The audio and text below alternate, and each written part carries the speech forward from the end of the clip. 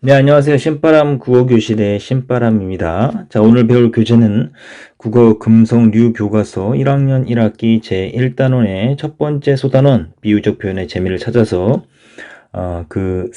네 번째 시간이네요. 죄송합니다. 네 번째 시간을 갖도록 하겠습니다. 우리 교재 21쪽이고요. 오늘도 수업에 들어가기에 앞서서 한자성어를 하나 배워보도록 하겠습니다. 보시는 바와 같이 오늘의 한자성어는 중마고우입니다. 중마고우. 대나무로 만든 말을 타고 함께 놀던 오래된 친구 이런 뜻인데요.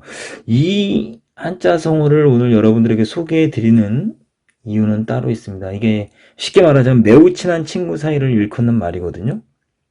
친구는 정말 중요합니다. 금목자업, 근주자적이라는 한자성어 예전에 배웠던 기억이 날 텐데요. 어,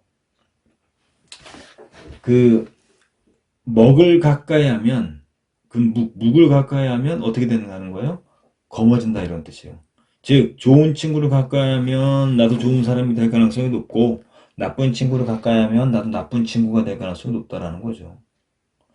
그러니까 친구가 굉장히 중요한 거예요. 중마고우라는 건 매우 친한 친구 사이를 일컫는데 여러분들이 이제 중학교 생활을 하면서 친구를 어떻게 사귀느냐 그리고 진정한 친구를 찾기 위한 노력을 기울여야 할 때다라는 것을 말씀드리기 위해서 이 한자성어를 가지고 왔습니다.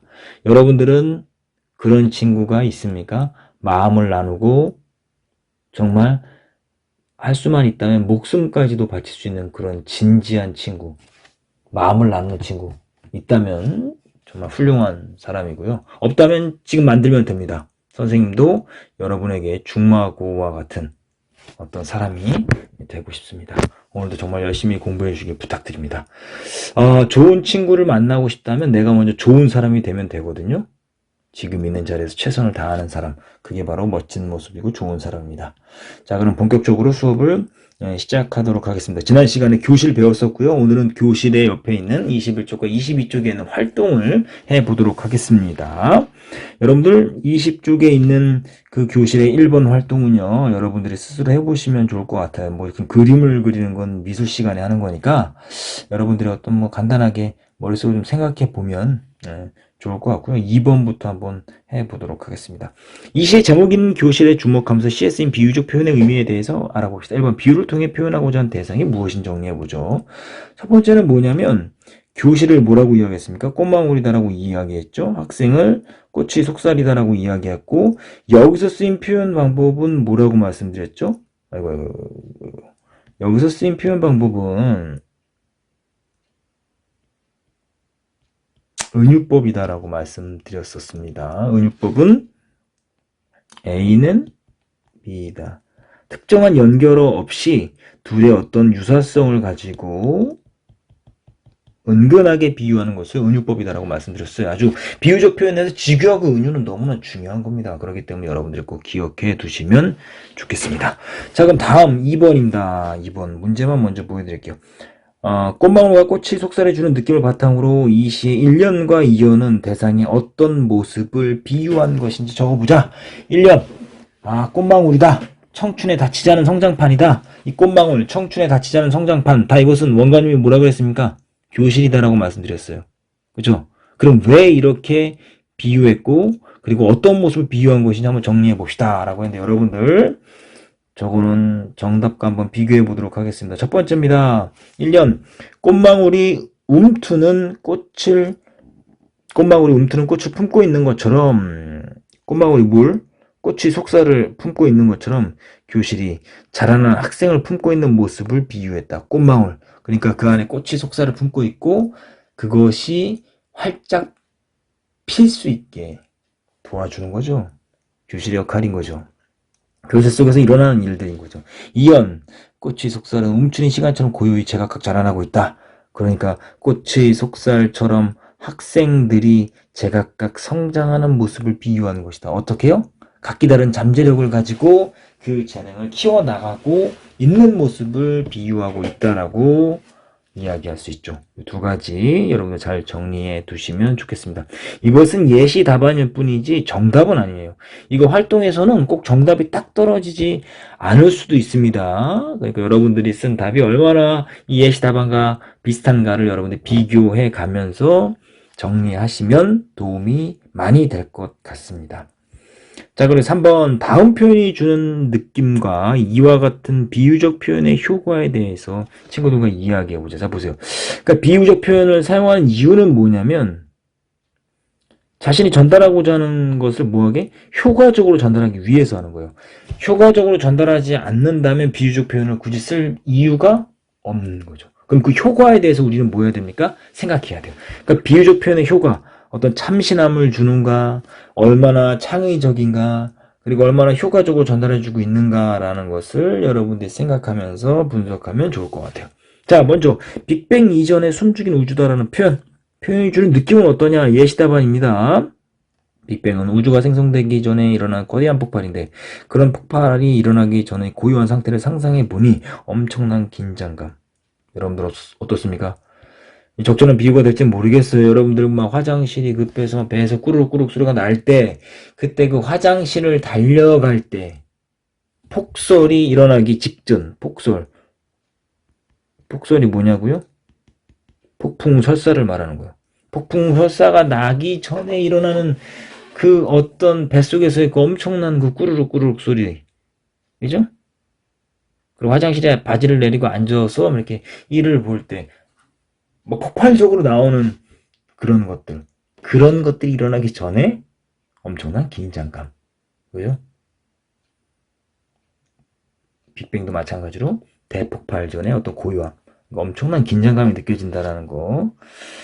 우리가 그 느낌을 좀 생각해보면 좋을 것 같고요. 그럼 이런 표현은 어떠한 효과를 갖습니까? 일반적인 교실의 이미지와는 거리가 있는 빅뱅이라는 시어가 어떻다라는 거예요. 참신하다. 참신하다.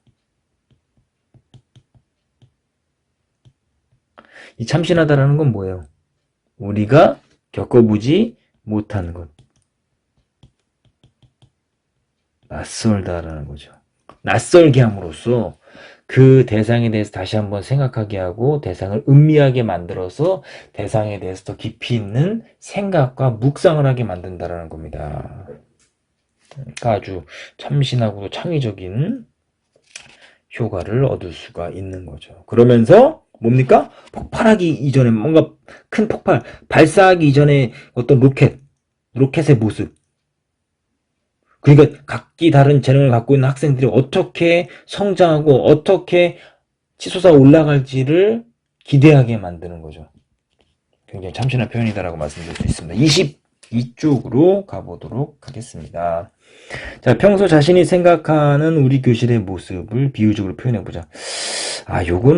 이거는 좀 그래요. 왜냐하면 이 문제는 아직 우리가 사실은 만나서 수업을 하지 않았기 때문에 우리 교실의 모습을 비유적으로 표현해보기가 사실은 어렵습니다. 그래서 여러분들의 어떤 입학 전 초등학생 때의 모습을 초등학생 때의 교실을 생각하시면서 하면 좋을 것 같아요. 뭐 이렇게 했네요. 우리 교실은 지리산처럼 크다. 우리 교실은 강아지 꼬리처럼 활기차다. 우리 교실은 달리는 목도리 도마뱀처럼 재미있다. 크고 활기차고 재미있는 건 뭐가 있을까? 우리 교실은 불꽃놀이다. 이런 것들을 뽑아서 이렇게 했네요. 예시답안 보여드릴게요. 우리 교실은 노라방처럼 깨끗하다. 선생님 깨끗한 거 좋아합니다. 왜냐면 깨끗한 분위기 속에서 있어야 공부할 맛이 나요. 공부할 마음이 들어요. 여러분들. 우리 교실은 부모님처럼 다정하다. 다정한 선생님이 되고 싶습니다. 거실에 걸린 그림처럼 평화롭다. 그래서 깨끗하고 다정하고 평화로운 건 무엇가 있을까? 우리 교실은 우리 집이다. 어떻다는 거예요? 편안하다라는 거죠.